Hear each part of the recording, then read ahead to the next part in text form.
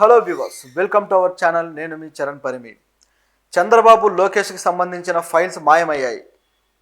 ఇది ప్రస్తుతం వైరల్ అవుతున్న వార్త. అయితే ఈ ఫైల్స్కి సంబంధించి ఎప్పటి నుంచో అనుకుంటున్నదే, ఫైల్స్ ఏ ప్రభుత్వం వస్తే ఆ ప్రభుత్వం తనకు అనుకూలమైన ఫైల్స్ ఉంటాయి, వాళ్ళకి వ్యతిరేకమైన ఫైల్స్ మాయమవుతాయి అని చెప్పేసి అదే విధంగా జరిగింది. గత కొద్ది రోజులుగా మదనపల్లిలో ఈ సంఘటన ఫైల్స్ తగలబడ్డం. సో ఆ ఫైల్స్ తగలబడ్డంలో వైసీపీ నాయకుడు కీలకంగా వ్యవహరించడం, ఆ నాయకుడి కోసం ఇప్పుడు అంతా ఉచ్చు బిగుస్తూ ఉన్నారు. అది ఆల్రెడీ ఒక ప్రాసెస్ జరుగుతూ ఉంది. సబ్ కలెక్టరేట్లో జరిగింది కదా, సో దాని ప్రోగ్రెస్ అయితే జరుగుతుంది. దాంతోపాటు విజయవాడ కృష్ణానది కరకట్ట మీద కూడా కొన్ని ఫైల్స్, పర్యావరణ కాలుష్య శాఖ ఏదైతే ఉందో, సో దీనికి సంబంధించిన ఫైల్స్ ఇవన్నీ కూడా తగలబెట్టారు. సో దానికి సంబంధించి కూడా మళ్ళీ ఆ ఎమ్మెల్యే మీద కేసు ఫైల్ చేయాలని చెప్పేసి అది కూడా మరొకటి జరుగుతూ ఉంది వివాదము. సో దాంట్లో అయితే గవర్నమెంట్ ఆఫీసర్స్ని కూడా సస్పెండ్ చేసిన పరిస్థితి ఉంది. ఈ విధంగా కొన్ని ఫైల్స్ గత ప్రభుత్వానికి సంబంధించినవి మాయమవుతూ వచ్చాయి. వాటికి సంబంధించిన కేసులు కూడా అవుతూ వస్తున్నాయి. ఇలా ఉంటే సడన్గా ఈ ప్రభుత్వానికి సంబంధించి కూడా ఫైల్స్ మాయమయ్యాయి.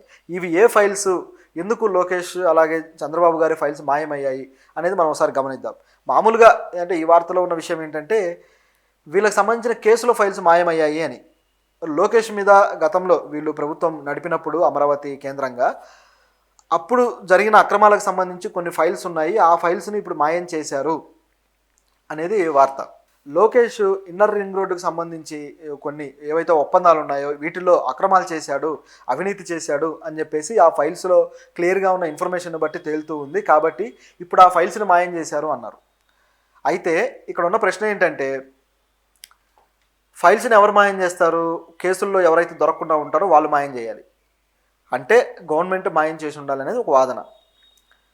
గతంలో కూడా ఇదే విధంగా అనేక ఫైల్స్ అనేక గవర్నమెంట్స్ మాయం చేసిన పరిస్థితి ఉంది. ఇప్పుడు మనం చెప్పుకున్నట్టుగా వైఎస్ఆర్సీపీ అదే విధంగా చేసింది అనుకుంటే, సెంట్రల్లో కూడా ఇదే విధంగా జరుగుతూ ఉంటాయి అన్నమాట. ప్రభుత్వాలు మారినప్పుడల్లా కొన్ని ఫైల్స్ మాయమవుతూ ఉంటాయి.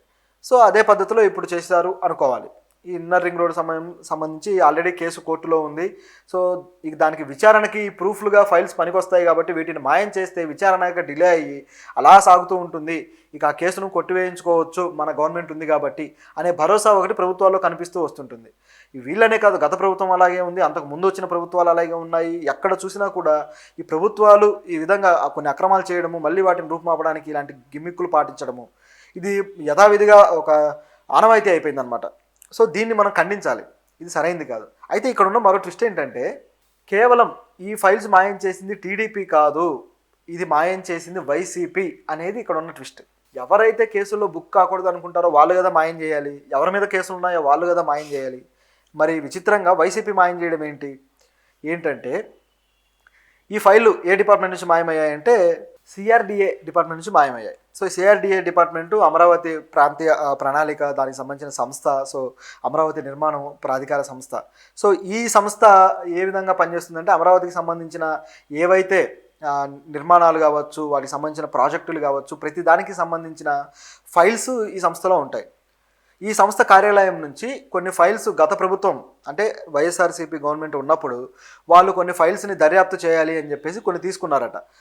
ఆ విధంగా తీసుకొని అన్ని దర్యాప్తు చేసిన క్రమంలో ఈ రోడ్డుకు సంబంధించిన ఫైల్స్, ఏదైతే ఇన్నర్ రింగ్ రోడ్ కేసు ఉందో ఆ ఫైల్స్, అలాగే మరికొన్ని అమరావతి ప్రణాళికలు, అమరావతి నిర్మాణానికి సంబంధించి సింగపూర్ గవర్నమెంట్తో చేసుకొని సింగపూర్ సంస్థలు ఏవైతే ఉన్నాయో వాటితోటి ఎంఓయూలు ఒప్పందాలు చేసుకున్నారు కదా, ఆ ఫైల్స్, ఈ విధంగా అనేక ఫైల్స్ని వీళ్ళు దర్యాప్తు చేస్తామని తీసుకున్నారట. తీసుకుని చాలా కాలమైనా సరే తిరిగి ఇవ్వలేదు. ఇప్పుడు గవర్నమెంట్ మారిన తర్వాత ఈ ఫైల్స్ ఏమయ్యాయి అని చెప్పేసి వీళ్ళకి ఆదేశాలు ఇస్తే కొన్ని ఫైల్స్ అయితే తిరిగి ఇచ్చారు ఆయా డిపార్ట్మెంట్స్. కొన్ని ఫైల్స్ మాత్రం కనిపించట్లేదు, మాయమైపోయాయి. ఈ ఇన్నర్ రింగ్ రోడ్ ఫైలు, అలాగే ఈ సింగపూర్ కంపెనీలతో చేసుకున్న ఎంఓయూ ఫైలు, ఇలాంటి ఫైల్స్ అయితే కనిపించట్లేదు. సో ఏమైంది, ఏం జరిగింది అనేది ఇప్పుడు ప్రశ్న. ఎందుకంటే ఇప్పుడు ఈ ఫైల్స్లో ఉన్న ఆధారాలను బేస్ చేసుకొని అమరావతిలో ఏ అక్రమాలు అయితే జరుగుతున్నాయి, ఏ విషయాల మీద మనం ప్రశ్నించవచ్చు అని చెప్పేసి అసెంబ్లీలో ప్రభుత్వాన్ని టార్గెట్ చేయడం కోసం ఈ ఫైల్స్లో ఉన్న డీటెయిల్స్, స్టాటిస్టిక్స్ ఉపయోగించుకోబోతున్నారా అని చెప్పి అయితే కొన్ని ప్రశ్నలు బయలుదేరుతున్నాయి. ఇదిలా ఉంటే మరిన్ని ఫైల్స్ కూడా కనిపించకపోవచ్చు అనే వాదన అయితే మనకు ఇప్పుడు డౌట్ వస్తుంది. ఆ ఫైల్స్ ఏవంటే స్కిల్ స్కామ్కి సంబంధించి ఏదైతే కోర్టులో కేసు ఉందో ఆ ఫైల్స్. గత ప్రభుత్వం ఆ ఫైల్స్ హ్యాండ్ ఓవర్ చేసుకొని కోర్టుకు సమర్పించడానికి ప్రయత్నించింది. అయితే అది ఇంకా వాయిదాల్లోనే ఉంది కాబట్టి, చంద్రబాబు గారు కూడా బెయిల్ మీదనే ఉన్నారు కాబట్టి సో ఇప్పుడు చూసుకుంటే మళ్ళీ ఆయనకి ఈ బెయిల్ కొనసాగుతూనే ఉంటుంది 5 సంవత్సరాలు, మళ్ళీ ఆయనకి ఏమీ విచారణ ఎదుర్కొనే పరిస్థితి అయితే ఉండదు. అయితే ఈ కేసే అసలు లేకుండా చేయాలనేది వాళ్ళ ఇంటెన్షన్ కాబట్టి ఈ ఫైల్స్ కూడా మాయమయ్యే అవకాశం అయితే లేకపోలేదు.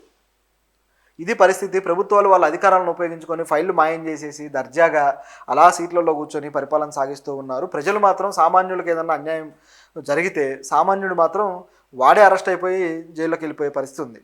అంటే ప్రజలకేమో ఒకలాగా జ్యుడిషియరీ పనిచేస్తూ ఉంటే ఇలాంటి పెద్ద పెద్ద వాళ్ళకి మాత్రం మరోలా పనిచేస్తున్నట్టు కనిపిస్తుంది. అంటే చూడడానికైతే అలాగే ఉంది వాతావరణం. ఎవరు ఇన్ఫ్లుయెన్స్ ఎక్కడ ఉపయోగిస్తే అక్కడే న్యాయం జరిగేలా ఉంది. సో అయితే ఈ ఫైల్స్లో ఏమేమి శాఖల ఫైల్స్ మాయమయ్యాయి అనేది గమనిస్తే ఇంజనీరింగ్, అలాగే ప్లానింగ్, అలాగే రెవెన్యూ, అలాగే ఎస్టేట్, వీటికి సంబంధించిన ఫైల్స్ అయితే కనిపించట్లేదు. అంటే వీటి మీద కేసులు ఏమి లేవు, కానీ ఈ ఫైల్స్లో ప్రణాళికలు ఉన్నాయి కాబట్టి సో ఎవరికి ఎంత కేటాయించారు, దేనికి సంబంధించి నిధులు వచ్చాయి, విడుదలయ్యాయి, దేనికి విడుదల అవ్వాల్సి ఉంది, ఇలాంటివన్నీ ఉన్నాయి కాబట్టి ఈ ఫైల్స్ మాయం చేశారు అనే విషయం అయితే ఇప్పుడు క్లారిటీ వచ్చింది. అయితే ఈ విషయాన్ని మున్సిపల్ శాఖ మంత్రి నారాయణ దృష్టికి తీసుకెళ్ళినట్టుగా తెలుస్తుంది. సో ఆయన దీని మీద దర్యాప్తుకు అయితే ఆదేశించారట. సో దర్యాప్తు అయితే జరగబోతుంది. సో అంటే ఆయా శాఖలకు సంబంధించిన దర్యాప్తు జరిగి ఎవరిని పట్టుకుంటారు, ఈ ఫైల్స్ని తిరిగి తీసుకొస్తారా, లేకపోతే పోవడమే మంచిది అనుకుని వదిలేస్తారో చూడాలి. ఎందుకంటే ఆ అక్రమాలు తెలియడం కూడా ప్రభుత్వానికి మంచిదే కదా, ఆ విధంగా ప్రభుత్వం ఆలోచిస్తుంది కదా.